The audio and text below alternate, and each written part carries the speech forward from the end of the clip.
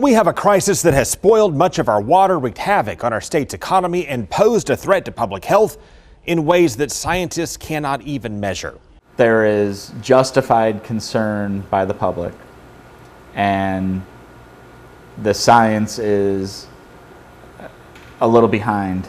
In short, man-made pollution feeds these blooms of cyanobacteria, or toxic algae blooms that emit some of the most powerful natural poisons on Earth.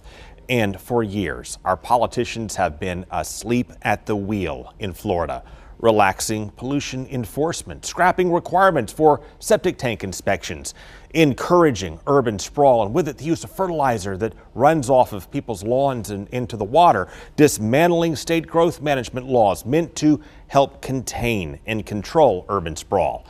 It's all helped to feed these massive blooms of cyanobacteria that, again, emit these deadly poisons. And now, to be clear here, I'm not talking about the naturally occurring red tide in salt water. I'm talking about the green gunk that you'll find in fresh and brackish water in ponds, estuaries, rivers, canals, all across the state. A lot of people don't know this, but it contains a liver toxin called microcystin and a brain toxin called BMAA that, unlike something like red tide, you cannot smell. If you're getting exposed to the toxin produced by the red tide, you know right away. You breathe it in, it's like a tear gas. Sounds kind of odd, but I would argue that's kind of a good toxin because you know you're being exposed to it right away. You can reduce your exposure. You know you're being exposed. Whereas BMA, you can't taste it, smell it, or anything. And while scientists don't know what causes neurodegenerative diseases like ALS, they have found links to the toxins in this polluted water. You have no idea you've been exposed to it, and then 10 or 20 years later, you might come down with a neurodegenerative disease. And scientists have also just discovered the toxins in our water are also drifting into the air. And in their preliminary results, they found it in higher concentrations the closer they got to polluted water. What are the implications of that? That would indicate that you probably are at a higher risk closer to a water body than farther away. Scientists at the University of Miami also found the brain toxin BMAA is in South Florida fish and shellfish they tested, and they found it in the brains of people who had ALS.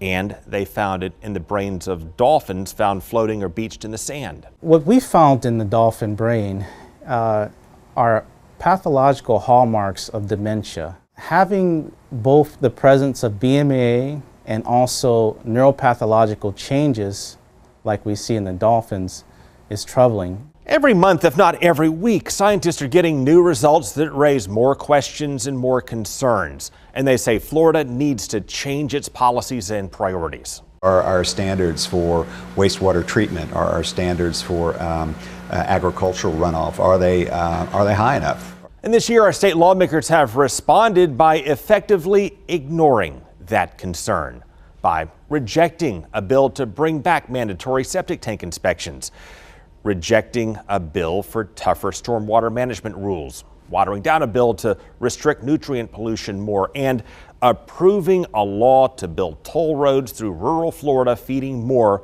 urban sprawl.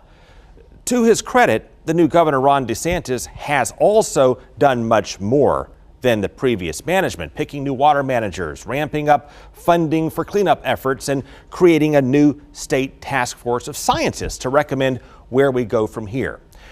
But environmentalists and scientists say we need to do much more. And the decisions and changes we make as a state now could affect our environment and our health for generations yet to come. And that's why we're working on a 30-minute special called Investigating Toxic Florida. We'll go in depth into the science and emerging research, the health threats to people, and the options for cleaning and protecting Florida's treasures. Our 30-minute special airs Monday, Memorial Day at 5:30 p.m.